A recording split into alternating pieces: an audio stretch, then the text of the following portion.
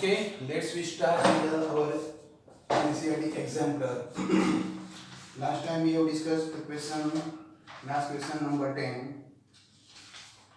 What is the difference between the primary oocyte and secondary oocyte?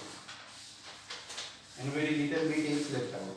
But I could not complete just last time because I do not have so efficient camera, so the time duration was not available in that time, in that session. Due to some reason, many time I can go for the 45 minutes also, and many time only for the 20 to 25 minutes. What technical problem is there, I don't know. Okay, so look, the question number 10. Where is it? Human reproduction. Question number 10. Yes. During the reproduction, the chromosome number 2n reduced to the half means n in the gametes, and again the original number 2n is restored in the offspring. What are the process through which these events take place? Normal. During the process of the gametogenesis, the gametes formation, spermatogenesis or the oogenesis, meiotic division take place. In male and female both, we have the 23 pairs of the chromosome, means 46, which are denoted by 2n. 2n, 2 indicate the pair, every pair is 2, n means total numbers of pair, 23 pairs, and 2, 23 into 2, 46 chromosomes. In male and female, first pair to 22nd chromosomes are the same. These are known as autosomes. Because either it is a male or female, digestive system remains same, respiratory system remains same, brain remains same. So their first chromosome to 22nd chromosome, these remain same. These are known as autosomes. But 23rd pair is different. In male, it is having two unequal size chromosomes. X, one is denoted by X, second is denoted by Y. X and Y what? It is only symbol. The scientist has given X and Y. अगर जो वो scientist ने theta और beta ले लिया होता तो हम थीटा बीटा बोलते हैं. समझ में आ रही बात? Means they are the chromosome and X, Y is the symbols. In male, X and Y both are not same. In female, 23rd pair both are the same in age, which is denoted as a X in male. So XX. So during the gametogenesis, meiotic division take place and the all pair distributed. तो क्या हो जाएगा? 23 pair में से हर एक में से एक एक आएगा, so it turns into 23 chromosome and हो गया ना. अब बोलो क्या होगा जब गैमेट फॉर्मेशन हो के बाद में जब फ्यूजन होगा, मींस जब जाइगोट फॉर्म होगा, तो स्पर्म आके एक के ऊपर टच करेगा, टच करके उसके एक्रोसोम में से जो एंजाइम हाइड्रोजनेज सब आता है उससे वो अंदर जाएगा, अंदर जाके खुद का न्यूक्लियाई और एक का न्यूक्लियाई. तो बोलो खुद का न्यूक्लियाई कितना क्रोमोसोम रखता है? n23. एक का कितना हो, ओवा का कितना होता है एक का? n is 23. दोनों फ्यूज, दोनों मिक्स हो जाएंगे तो once again 23 pairs are established. Okay. Look, question number 11. What are the difference between the primary oocyte and secondary oocyte? बोलो primary oocyte and secondary oocyte के बीच में डिफरेंस क्या है? तो देखो प्राइमरी oocyte तो हमको समझ में आना चाहिए. इसके लिए पूरा हमने मेंस्ट्रुअल साइकिल में वो सब समझा है, वो उसके अंदर से बिल्कुल समझ में आना चाहिए. बोलो प्राइमरी oocytes कब फॉर्म होता है? During embryonic stage. बोलो एम्ब्रियोनिक स्टेज था, वो एम्ब्रियोनिक स्टेज में से ही बोलो वहां पे गैमेट मदर सेल थे. वो गैमेट मदर सेल जो थे, वो गैमेट मदर सेल में फर्स्ट म्यूटिक डिवीजन स्टार्ट हुआ, which immediately stop at the prophase 1. सो ये जो बना उसमें वो 2n क्रोमोसोम ही है, इसको बोलेंगे प्राइमरी oocyte. ये प्राइमरी oocyte बना वही एम्ब्रियोनिक स्टेज में, इसके ऊपर एक ग्लैंड्यूलर लेयर बन गया, इसको ना बोलेंगे प्राइमरी फॉलिकल. तो बोलो प्राइमरी oocyte कहाँ है? प्राइमरी फॉलिकल में रहेगा. चलो ये ऐसा ही रहेगा. जब प्यूबरिटी आएगी वहां तक बर्थ के बाद में ऐसा ही रहेगा, प्यूबरिटी आएगी वहां तक numbers of these degenerate and only remains are 60,000 to 80,000. Now in menstrual every menstrual cycle one will be developed single one. तो बोले ये जब डेवलपमेंट में आएगा तो इसके ऊपर बोले एक और लेयर आएगा तो वो बनेगा सेकेंडरी फोलिकल, वो भी है प्राइमरी ओसाइट। चलो इसके अंदर बोलो यहाँ एंट्रम से ये फिल हो गया, अब इसका डिवीजन होगा तो इसको ने बोलेंगे बोलो कौन सा, टर्सरी फोलिकल। ये टर्सरी फोलिकल बना जब ये प्राइमरी ओसाइट था वो बोलो क्या बना, सेकेंडरी ओसाइट। बोलो क्या हम बोलेंगे फर्स्ट डिफरेंस क्या, the process of development of the primary oocyte take place during the embryonic stage and secondary oocyte start at the time of after puberty at the time of menstrual cycle. So the primary oocyte has the 2n diploid number of the chromosome, secondary oocyte has n. Primary oocyte is present in the primary follicle and secondary follicle. Secondary oocyte is present in secondary follicle and Graafian follicle. So primary oocytes has entered in the first meiotic division, but in the prophase one is ceased, stop, and once again is started after puberty. Secondary oocyte after formation primary oocyte में से बनने वाला secondary oocyte it will continue further and its division will take place after fertilization.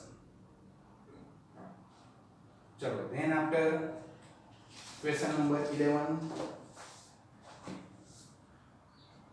वो तो हो गया। question number 12 what is the signification of the ambulatory ischemic junction in the female reproductive tract। Ampulla और इस्थेमिक junction का important वो book में से भी तुमको पहले जब फर्टिलाइजेशन ने उसमें भी कराया था। ये तो बहुत इम्पोर्टेंट टॉपिक्स होते हैं, ये फिगर के साथ आना चाहिए। प्रॉब्लम वो हो जाती है, स्टूडेंट ध्यान नहीं देते हैं ये फिगर्स और इस पे। बोलो क्या आएगा, ये यहाँ पे हमने करा था, ये अपने फिगर से कराई थी मैंने, ये अपने फिगर चैप्टर नंबर 4 में कराई, वही अपने फिगर है यहाँ पे भी। तो बोलो ये जो पार्ट है उसको इस्थेमस बोलेंगे और ये जो स्टार्टिंग करने वाला पार्ट है उसको एम्प्यूला बोलेंगे। बोलो जब यहाँ से सेकेंडरी oocyte रिलीज होता है तो वो एम्प्यूला में आता है, एम्प्यूला से थोड़ा यहाँ पे आता है, इस्थेमस में नहीं गया, दोनों के बीच में यहाँ पे कहीं ले गया। वही टाइम पे अगर जो स्पर्म रिलीज हुए तो स्पर्म आके उसको फर्टिलाइज करेगा तो फर्टिलाइजेशन होगा, अदरवाइज नहीं होगा।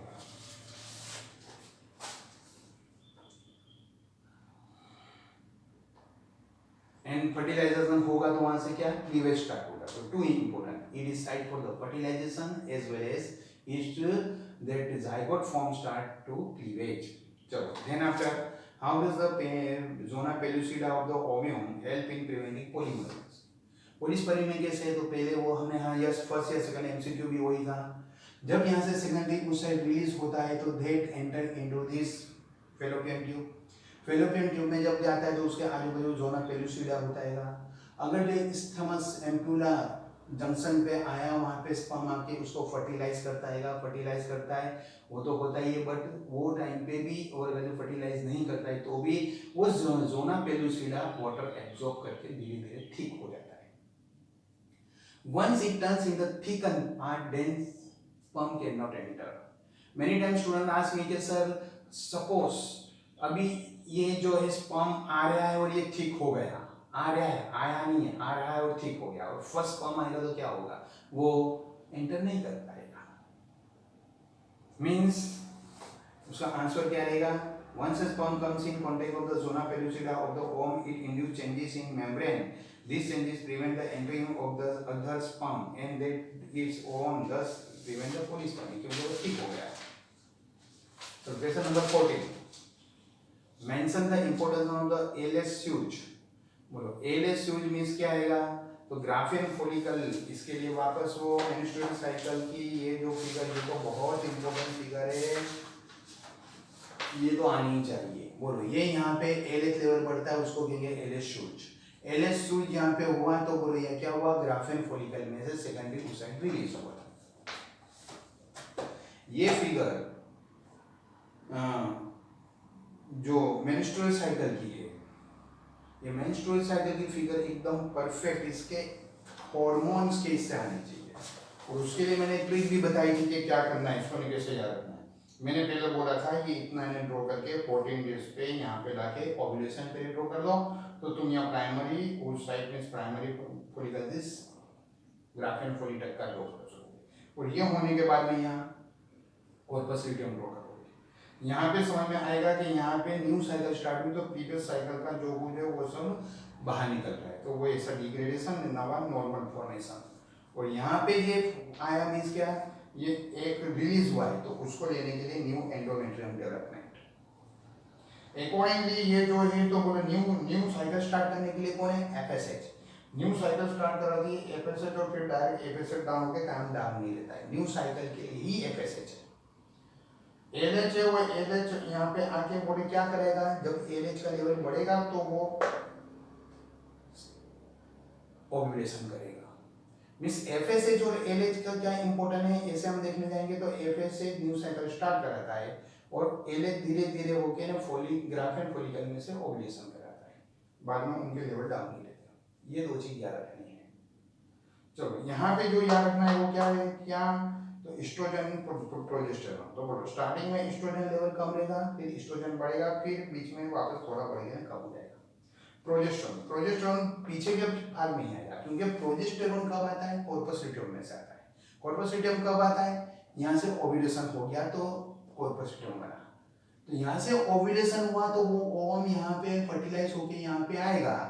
यहाँ पे आएगा तो बोलो उसको एम्ब्रियो को एस्टैब्लिश करने के लिए क्या चाहिए, एंडोमेट्रियम। तो जैसे ही यहाँ से ग्राफेन फॉलिकल रिंग में से ओव्यूलेशन हुआ, कॉर्पस लुटियम प्रोजेस्टेरॉन करके ये एंडोमेट्रियम डेवलप करेगा।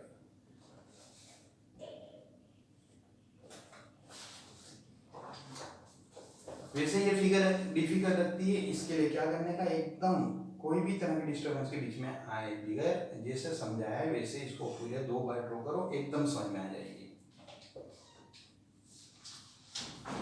एलएच स्विच वाला क्वेश्चन हो गया। 15 question number 15, which of the cell division forms spermatids from the secondary spermatocytes. बोलो सेकेंडरी स्पर्मेटोसाइट में से स्पर्मेटिस बनने में कौन सा सेल डिवीजन होगा। बोलो इसके लिए हमको याद आना चाहिए जब मदर से, बोलो क्या होगा इसका, इसका डिवीजन होगा इक्वल, स्पर्मेट इक्वल डिवीजन, तो बोलो ये 2n था, इसमें से n बनेगा, बनेगा ऐसा नहीं बनेगा, इक्वल यहाँ पे फर्स्ट मियोटिक डिवीजन होगा। हमेशा याद रखो फर्स्ट मियोटिक डिवीजन, तो ये 2n था तो ये 2n होके 2n ही बनेंगे, these are called primary spermatocytes. अब इसके अंदर फर्स्ट डिवीजन मियोटिक होगा तो ये n बनेगा, जिसको बोलेंगे सेकेंडरी स्पर्मेटोसाइट्स। इसका फिर से सेकंड डिवीजन मियोटिक का सेकंड पार्ट होगा, तो इसको बोलेंगे स्पर्मेटिस। तो यहां से पूछा सेकेंडरी में से स्पर्मेटिस बनते हैं कौन सा डिवीजन, तो मियोटिक का second stage, second division.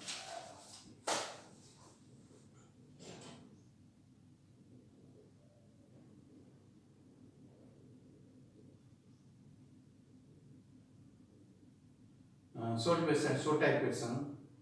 Human female experience 2 major changes, menarche and menopause during the life. What are the significance? Simple. Menarche means starting of the menstrual cycle, means now after the puberty, attaining puberty, means that girl is ready to have the production of the ova, means ovas are produced, means she is ready for the having the pregnancy. And menopause at the age of somewhere about 50, means stop of the menstrual cycle. What does it mean? Now she cannot having the more child.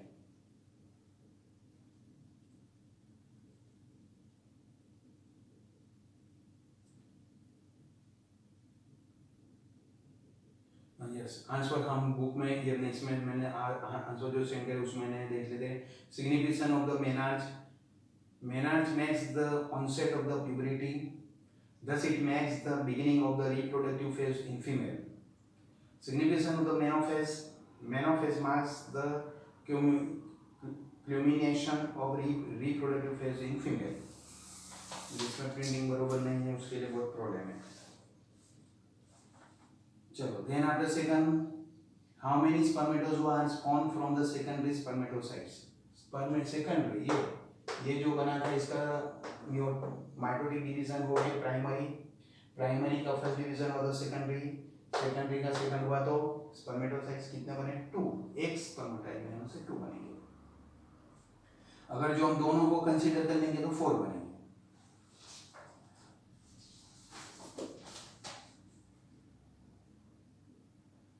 How many spermatozoa are spawned from the one secondary spermatocyte? 4 spermatocytes are formed from one secondary spermatocyte. All from them subsequently develop into spermatozoa.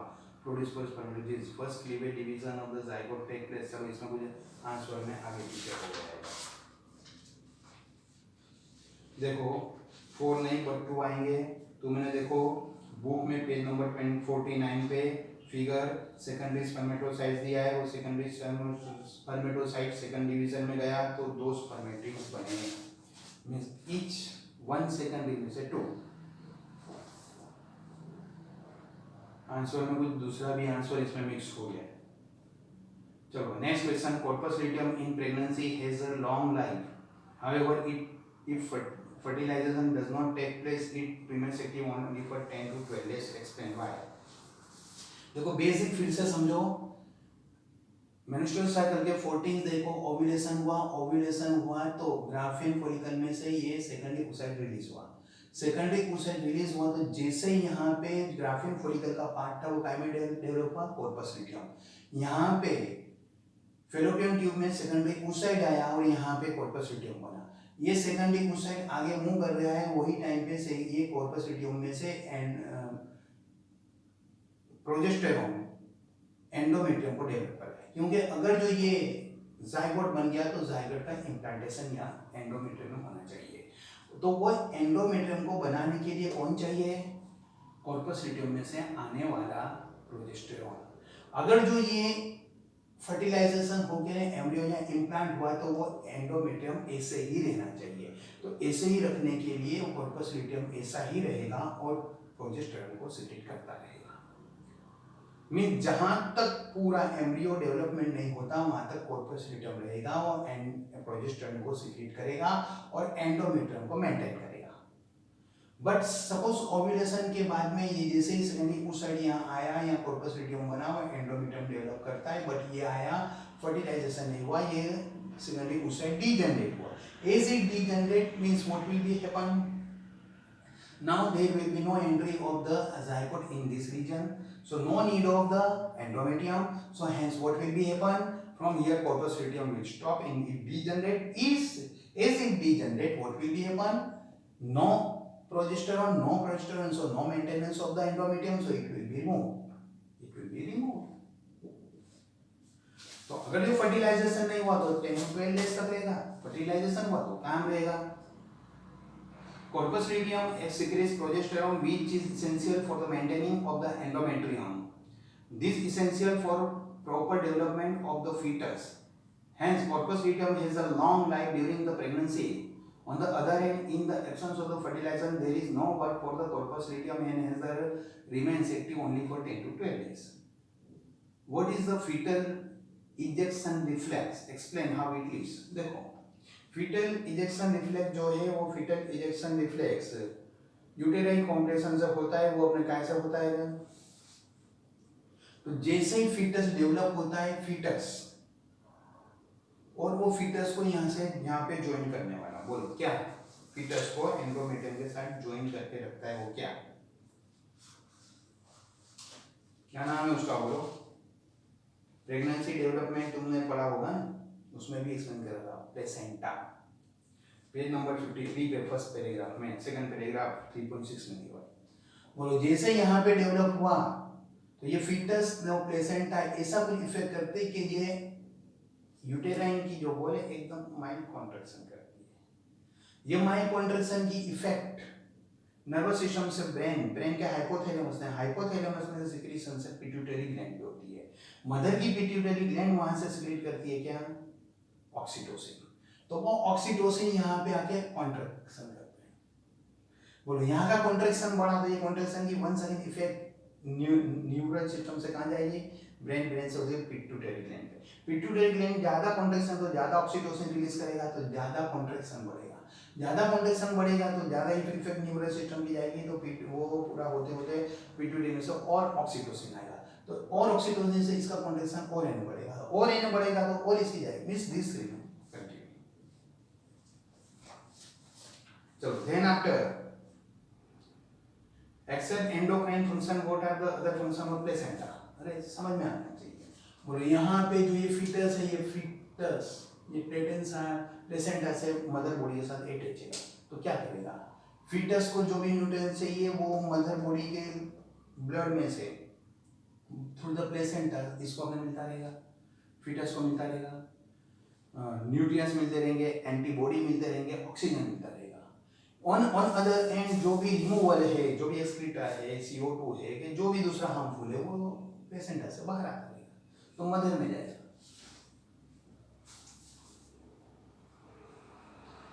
Other than the endocrine function, following are the remaining functions of the placenta: fetus supply of the oxygen and nutrients to the fetus. It also facilitates the removal of the carbon dioxide and other waste products from the fetus. Why doctors recommended the breastfeeding during the initial period of the infant growth? बोलो infant growth में breastfeeding क्यों है?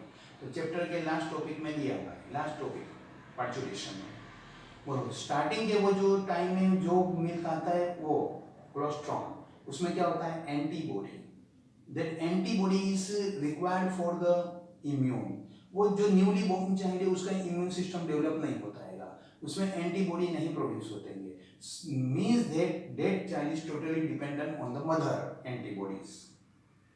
अगर जो cholesterol breast feeding मिलता है, cholesterol मिलता है, तो उसको एंटीबॉडी IgA मिलेगा, तो जो चाइल्ड है उसका इम्यून सिस्टम वर्क करेगा, क्योंकि उसका इम्यून सिस्टम नहीं है, मदर का इम्यून सिस्टम के एंटीबॉडी से वो वर्क करेगा।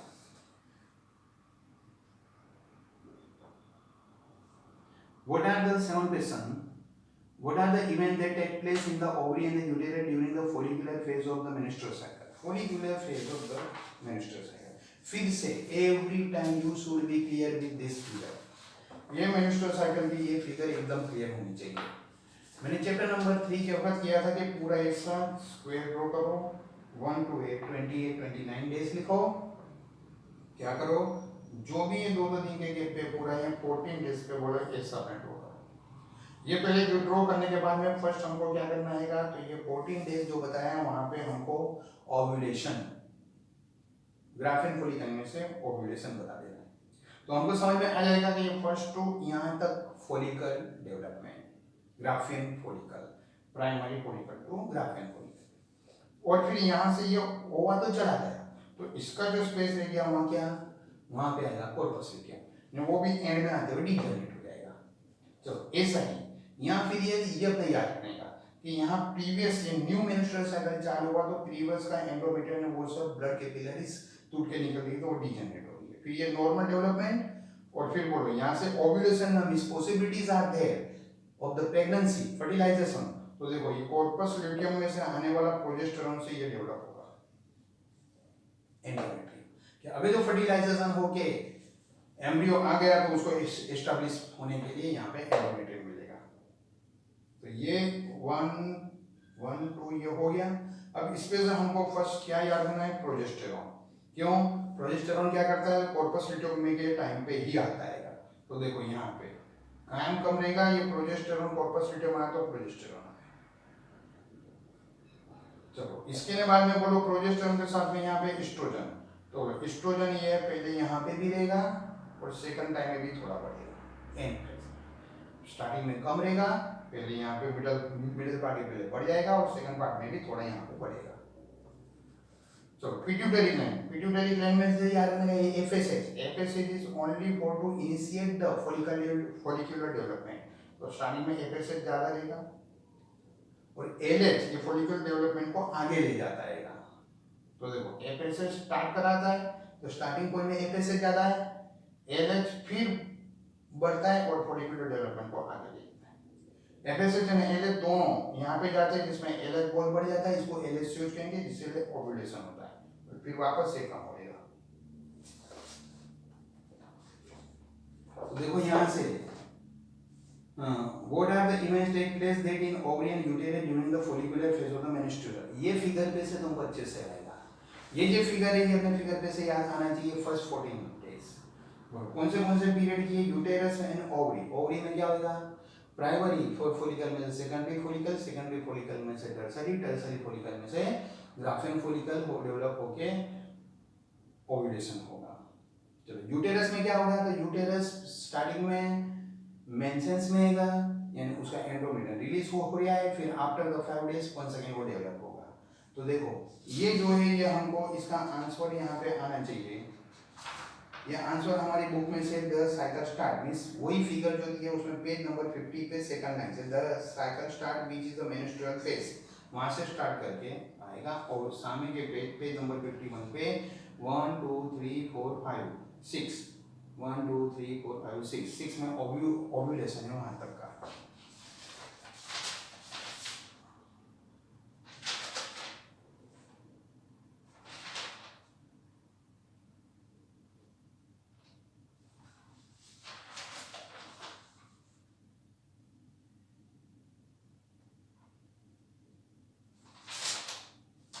Yes.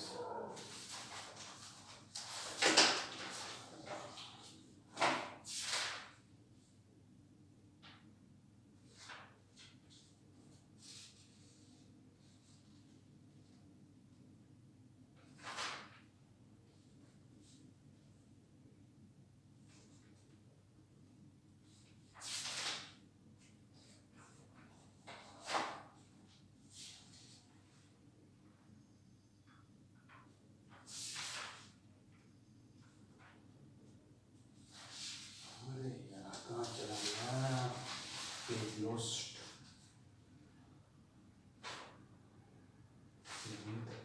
अच्छा ओके ओके आधा ही प्रिंट हुआ। Okay question number 8। The question number 8.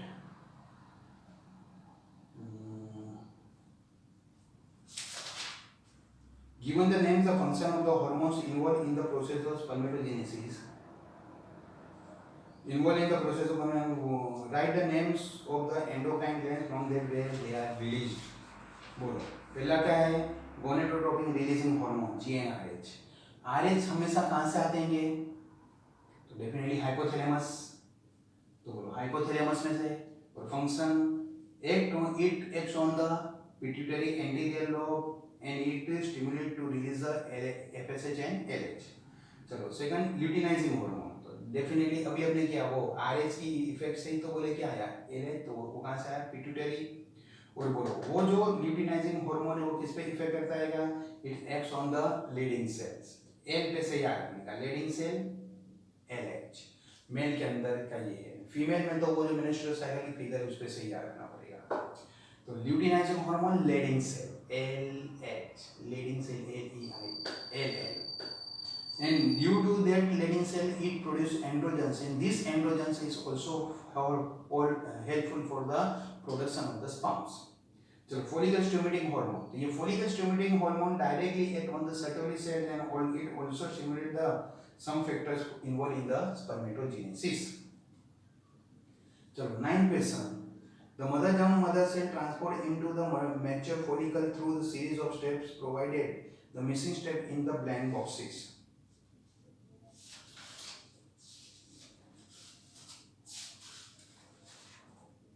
बोलो क्या आएगा? ओगोनिया। बोलो ओगोनिया, फिर ब्लैंक है, फिर प्राइमरी फॉलिकल है, फिर ब्लैंक है, फिर मैच्योर फॉलिकल है। तो बोलो क्या आएगा? ओगोनिया। ओगोनिया तो प्राइमरी उस साइड जो प्राइमरी फॉलिकल में आएगा। बोलो वहां से बोलो सेकेंडरी फॉलिकल बनेगा, उसमें से टर्सरी फॉलिकल बनेगा और मैच्योर ग्राफिन फॉलिकल बनेगा।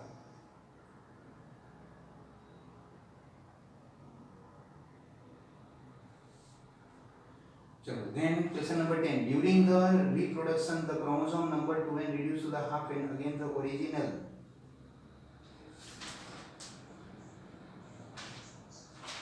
आई थिंक ये क्वेश्चन क्या मेरे साथ रिपीट हो रहा है, सॉरी रिपीट हो रहा है, ये हमको यहाँ नहीं जाना था।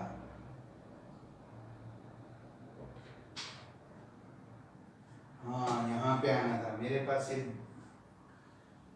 मिस प्रिंट हो गया है उसका असल में, क्यों ऐसा हो रहा है, सॉरी।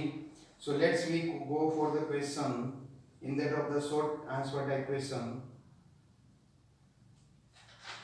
हॉर्मोन्स रिस्पिंग शॉर्ट आंसर टाइप क्वेश्चन में question number 8,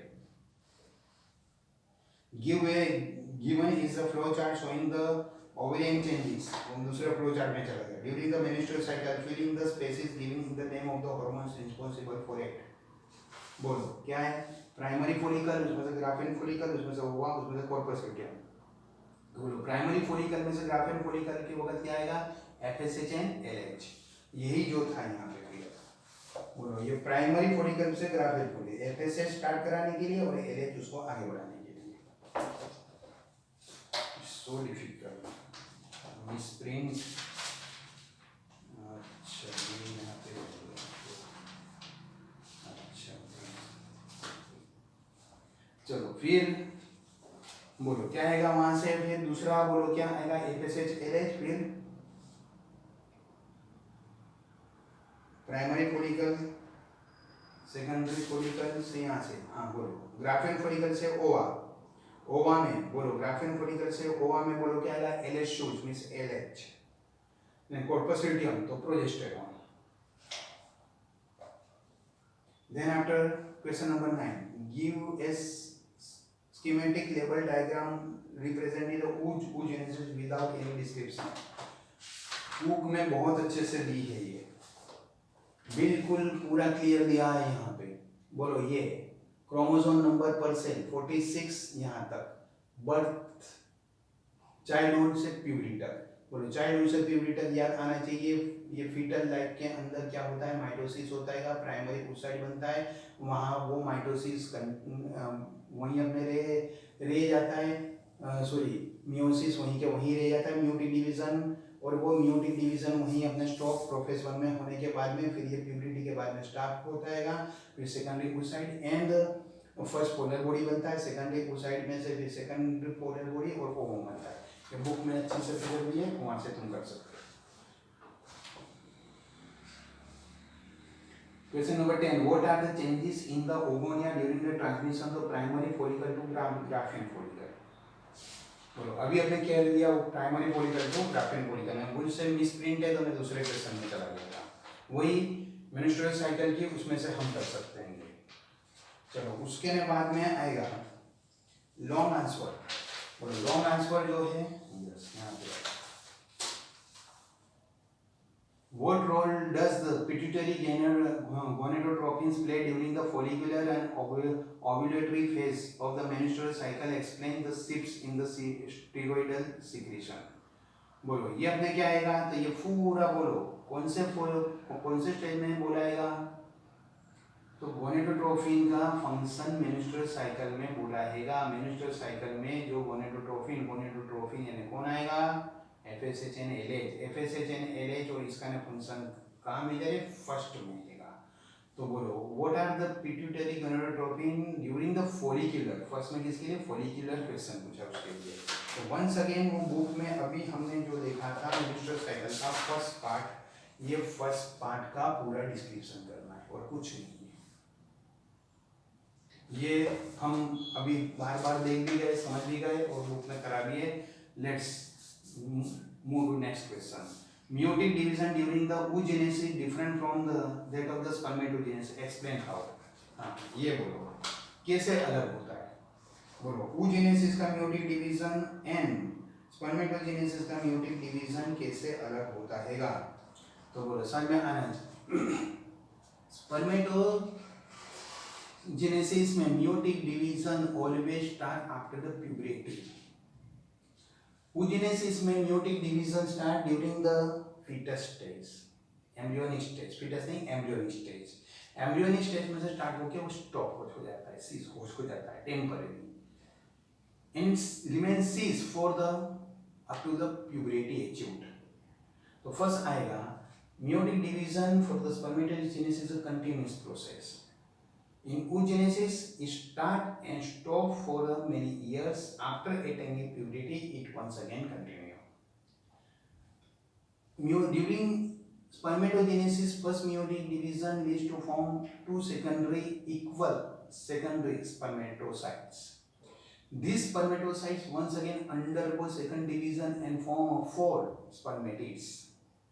In oogenesis, primary oocytes after attaining a puberty when proceed further, it form a one polar body and one secondary oocyte, means unequal division. This secondary oocyte once again when undergo second division, it also show unequal division. ये हो गया उसका इतना. चलो third कौन सा आएगा? For the meiosis in the spermatocytes, spermatogenesis, fertilizer not required.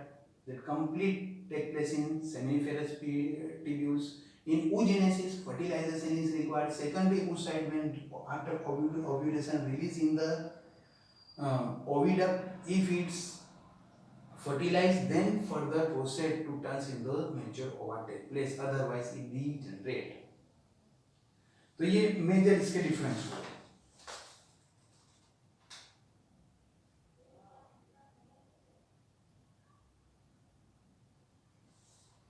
Third, the zygote passes through several development stages till implantation. Describe each stage briefly with the suitable diagram.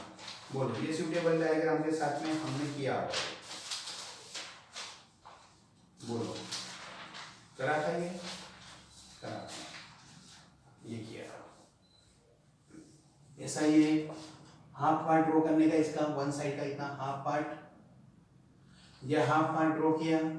यहाँ से जो सब फॉलिक्यूलर स्टेज बताने के ovary में, फिर एक last बताने का यहाँ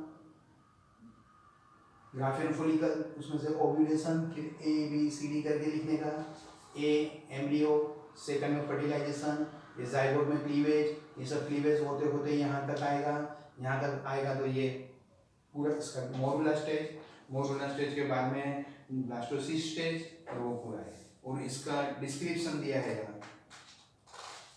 वहीं पेज नंबर 52 के ऊपर. बुक में से पूरा के पूरा वैसा ही लिखना है, कुछ भी आगे पीछे नहीं करना है.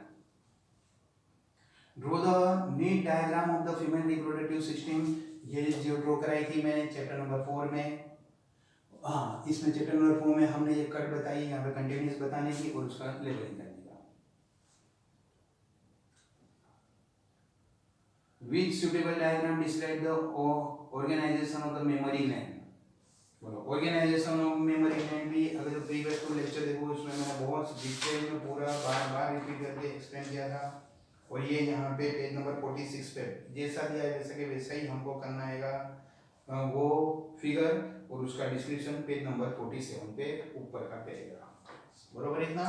तो ये हुआ जो भी CBSE में जो एग्जाम प्रिपरेशन दिए उसका डिस्क्रिप्शन और उसका डिस्कशन. नेक्स्ट टाइम हम करेंगे चैप्टर नंबर 4 के क्वेश्चन और उसके description. Okay, best of luck.